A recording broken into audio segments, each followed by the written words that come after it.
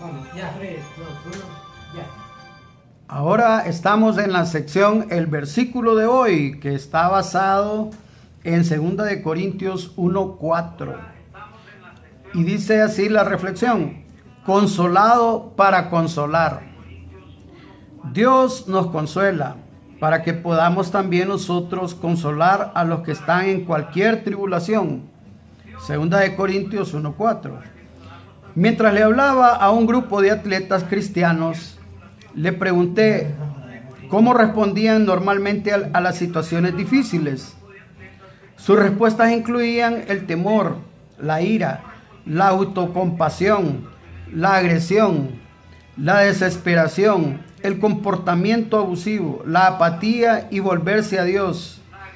Los alenté a confiar en que Dios los consolaría y luego los usaría para consolar a otros. Así como alenté a estos atletas, Pablo animó a un grupo de creyentes en una ciudad llamada Corinto.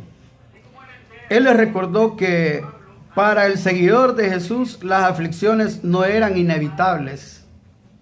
Muchos estaban siendo perseguidos, encarcelados y oprimidos, todos debido a su relación con Jesús.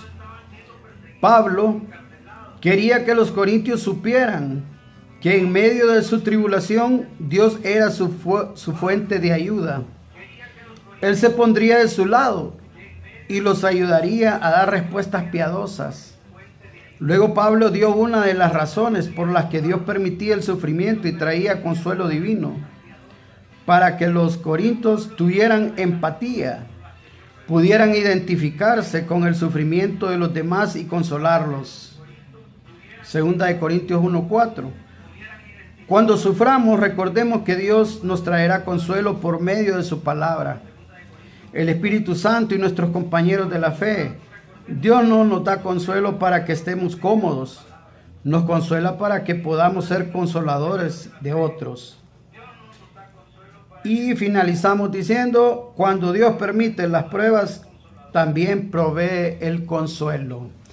Y aquí tenemos la compañía del licenciado Adonai Flores, que también él, pues como creyente, él nos tiene una opinión sobre este tema.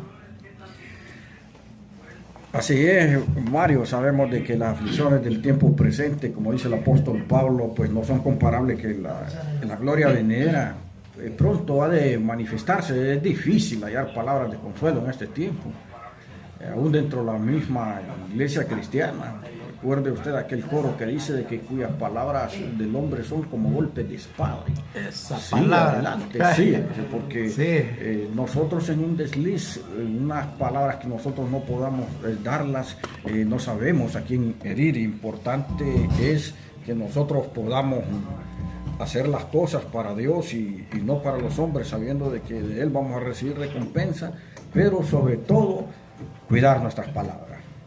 Qué importante eso, me recuerda la canción de la hija de Marino, que dice que las palabras son como golpes de espada.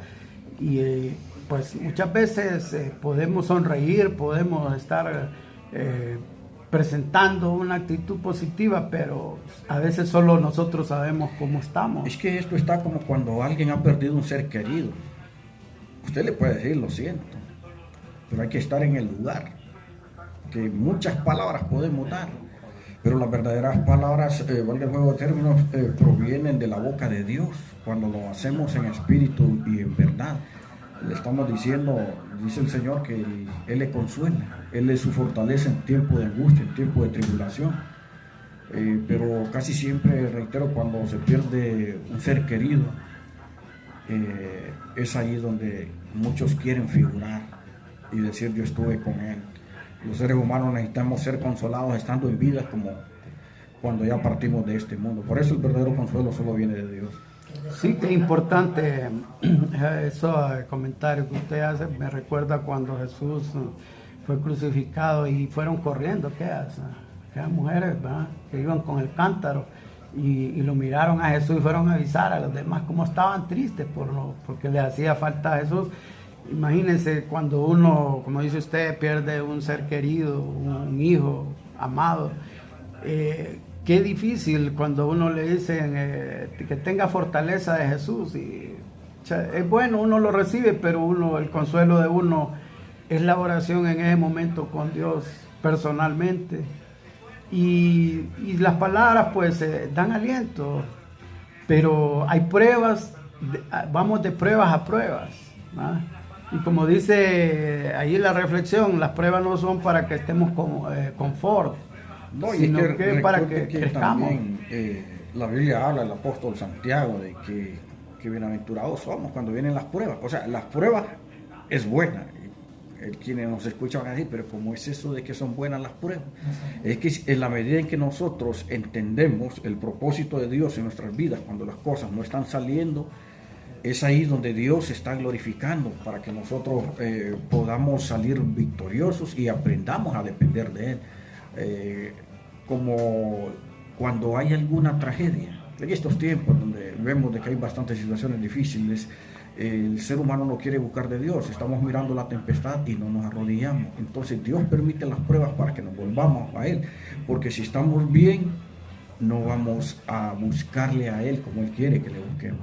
Sí, dice que muchas son las aflicciones del justo, ¿no?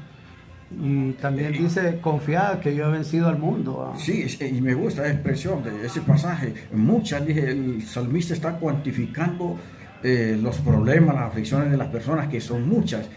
Pero dice, de todas ellas le librará el Señor. O sea, entre más pruebas tengamos, más bienaventurados vamos a ser, porque Dios tarde o temprano va a hacer de que esa carga sea quitada, porque los problemas no son para siempre.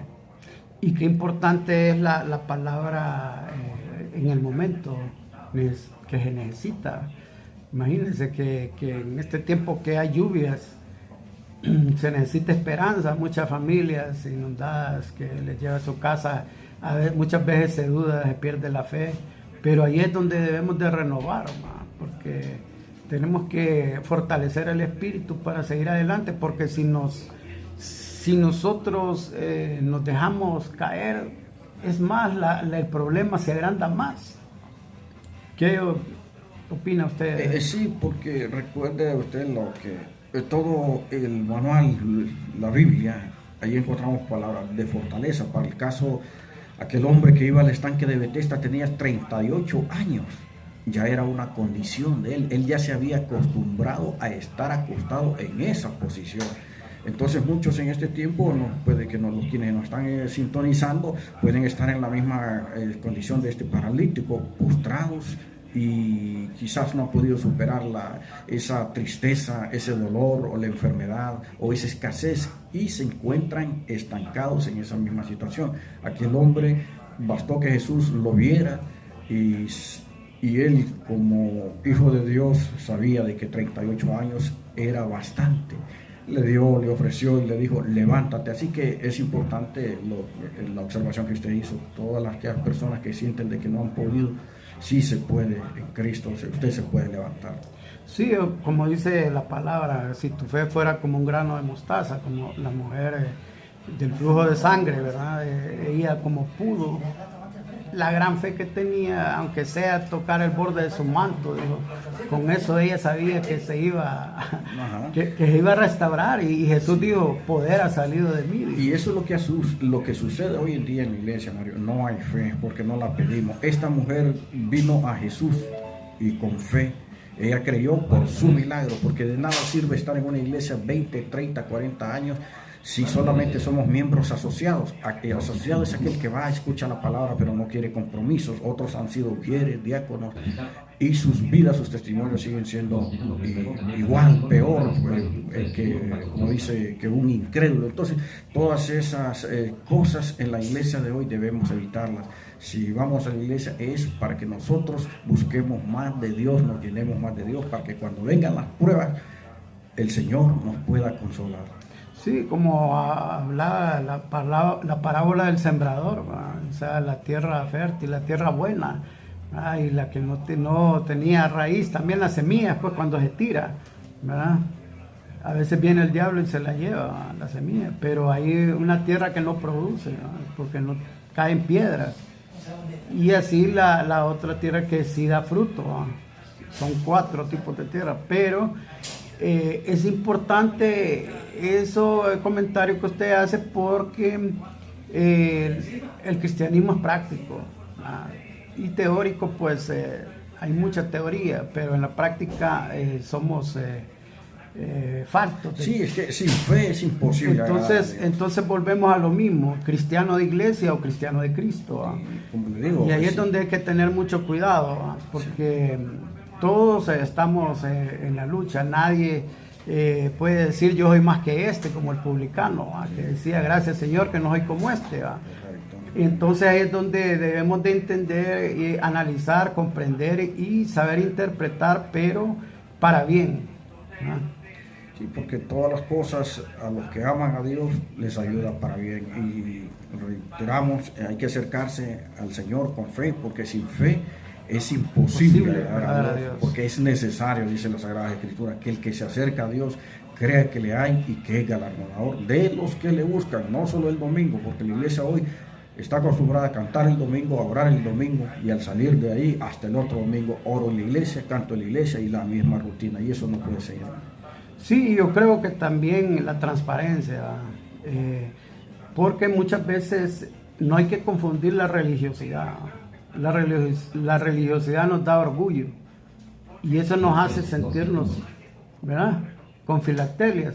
Entonces, cuando comprendemos la palabra con humildad, la leemos, la analizamos y la concentramos en nuestra mente y nuestro corazón y aprendemos a recibir también, a recibir regaños de parte de Dios, o sea, exhortación. Esa es parte de la humildad. Muchas veces hay temas a mí, unas prédicas que yo no quisiera escucharlas porque me dan duro, ¿va? Pero hay que aceptarlas con humildad porque de eso se trata. Así es, y saber predicar, saber vivir, que no solamente es exhortar, porque si mi testimonio es fatal, ¿cómo voy a exhortar a los demás si mi testimonio Ahí no vamos a lo pésimo? mismo. Sí, y pues muy bonita la reflexión del día de hoy. Y esta era la sección, el versículo de hoy. Que no es una camisa de fuerza, puede ser un capítulo, una reflexión, pero todo hasta una canción, porque una canción usted puede predicar también. Así es. Y esta es la sección, el versículo de hoy, con la compañía aquí de el licenciado y hermano Adonai Flores, que también nos da pues una bonita participación en su programa Escudriñando lo Nuestro. Pues vamos a escuchar una alabanza que nos tiene nuestro operador Víctor Elvir. Un pacto con Dios, Rabito. Sí, un pacto con Dios de Rabito.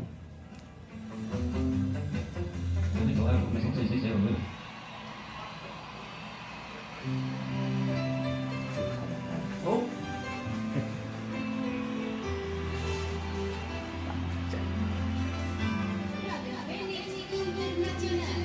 Está bueno, te digo.